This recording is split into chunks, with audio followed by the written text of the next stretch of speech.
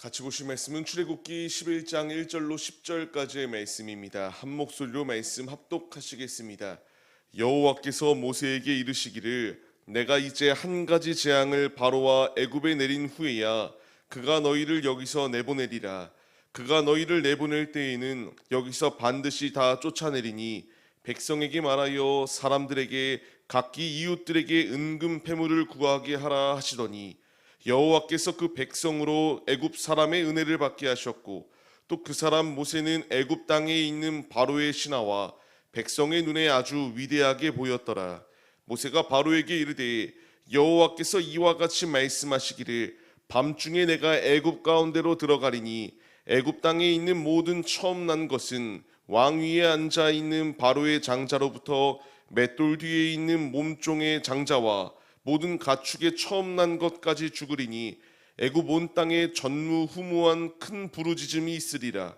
그러나 이스라엘 자손에게는 사람에게나 짐승에게나 개 한 마리도 그 혀를 움직이지 아니하리니 여호와께서 애굽 사람과 이스라엘 사이를 구별하는 줄을 너희가 알리라 하셨나니 왕의 이 모든 신하가 내게 내려와 내게 절하며 이르기를 너와 너를 따르는 온 백성은 나가라 한 후에야 내가 나가리라 하고 심히 노하여 바로에게서 나오니라. 여호와께서 모세에게 이르시기를 바로가 너희의 말을 듣지 아니하리라. 그러므로 내가 애굽 땅에서 나의 기적을 더하리라 하셨고 모세와 아론이 이 모든 기적을 바로 앞에서 행하였으나 여호와께서 바로의 마음을 완악하게 하셨으므로 그가 이스라엘 자손을 그 나라에서 보내지 아니하였더라. 아멘. 할렐루야. 오늘도 예배의 자리 가운데 모이신 성도님들 주님의 이름으로 환영하고 축복합니다. 같이 나눌 말씀의 제목은 끝까지 성취하시는 하나님이라는 말씀의 제목 가운데서 은혜를 나누도록 하겠습니다. 우리가 여기까지가 끝일 것이다라고 생각하는 것이 참으로 위험하다라는 것을 말씀드렸습니다. 이쯤 했으면 더 밑바닥은 없을 것이다라고 하는 이 생각, 주님께서 분명히 교만은 패망의 선봉이다라고 말씀하시는 것처럼 여기까지가 끝일 것이다라고 생각하였지만 바로왕의 모습을 보십시오. 이 10가지의 재앙을 마주하고 있으면서도 이쯤이면 괜찮겠지, 여기까지면 맨 마지막으로 추락일 것이다라고 생각하였던 모든 것 가운데서 결국 장자들이 죽음으로 말미암아 항복할 수밖에 없도록 만드시는 하나님의 일하심이 예비되어져 있었습니다. 우리에게 이 말씀이 힘이 되는 이유가 무엇일까요? 하나님께서는 하나님의 뜻을 성취시키신다라는 것을 말씀하세요. 이 출애굽기 11장 말씀은 바로왕 앞에 가서 이와 같이 말하라, 하나님께서 이루실 것이다. 이 말씀은 내일 말씀 가운데서도 나누겠지만 그대로 이루어집니다. 하나님의 뜻은 한치의 오차도 없이 모든 것이 주님의 뜻이 이루어졌다라는 것을 우리에게 말씀해 주세요. 이것이 우리에게 힘이 되는 이유는요, 오늘 말씀을 통하여 주님이 분명히 우리에게 주의 음성을 들려주시지 않습니까? 이제 너희를 내보낼 때가 다가왔다. 근데 너희를 내보낼 때에 빈손으로 내보내지 아니하시겠다라고 하는 하나님의 뜻이 분명히 예비되어져 있었습니다. 우리에게 이 말씀이 그대로 적용되어집니다. 하나님은 하나님의 일을 행하는 하나님의 자녀들을 그냥 방치하시는 것이 아니라 이와 같이 더하여 주는 분이시다라는 것을 말씀해 주세요. 신명기의 말씀을 보시게 되면은 종들이 이와 같이 이제 해방의 자리 가운데 놓여 있을 때에 빈손으로 보내지 말라는 것을 말씀하셨었습니다. 왜 이 말씀을 더하여 주시는가? 너희는 이제 더 이상 종이 아니다라는 것을 하나님께서 이와 같이 표징으로 보여주시는 사건이었어요. 지금 이스라엘이 이제 출애굽의 사건이 임박하였습니다. 하나님께서 너희들을 그냥 빈손으로 내보내지 아니할 것이다. 너희에게 이와 같이 더하여 주심의 이유는 이제 너희가 더 이상 애굽의 종이 아니라 하나님의 자녀로서 온전한 발걸음을 내디딜 수 있는 믿음의 자리로 이끄신다라는 것을 말씀해 주시는 사건이에요. 이제 이 말씀은 동일하게 우리에게 주어지고 있습니다. 하나님께서 우리의 삶 가운데에 함께해 주고 계시고요, 이 영적 애굽 가운데서 우리를 출애굽시키신 주님께서 우리의 삶 가운데서 이와 같이 더하여 주심의 은혜, 인도하여 주심의 은혜로 채워주시고 있다라는 사실을 분명하게 말씀해 주세요. 우리가 힘을 얻어야 될 것은 내가 홀로 외로이 고군분투한다라고 하면은 너무나 고독할 거예요. 너무나 이 모든 순간순간 자체가 절망스러울 수밖에 없습니다.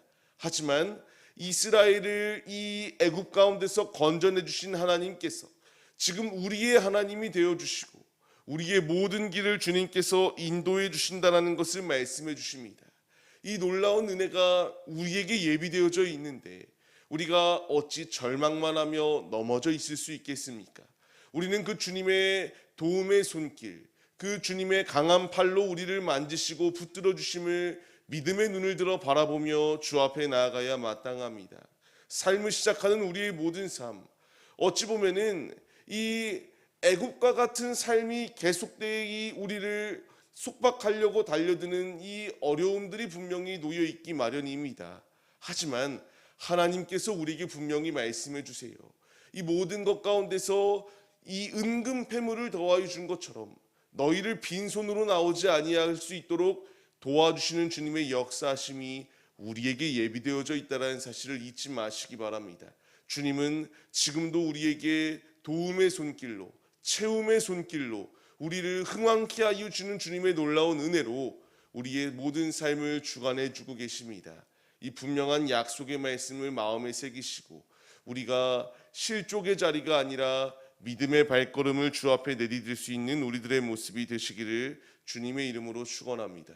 하지만 순종하는 자들에게는 축복이 이와 같이 따르지만 불순종하는 자들에게는 어떤 저주가 임할 것인지에 대하여 주님이 말씀하세요. 바로의 장자로부터 시작하여서 모든 이 처음의 것들, 가축들까지도 이제 다 죽게 될 것이다 라는 것을 분명히 말씀해 주세요.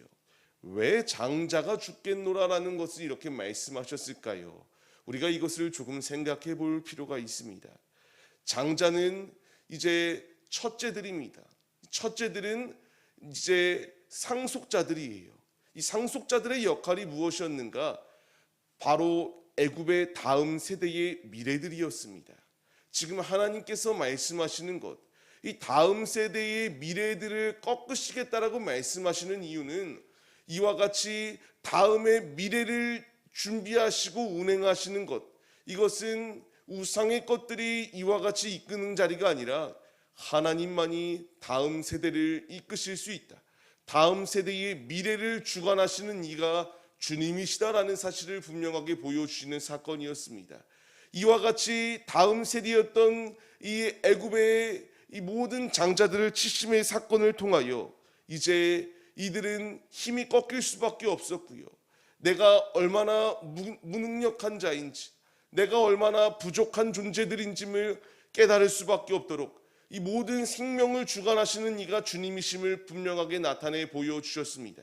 이제 우리는 이 말씀에 힘을 얻어 주 앞에 나가야 됩니다.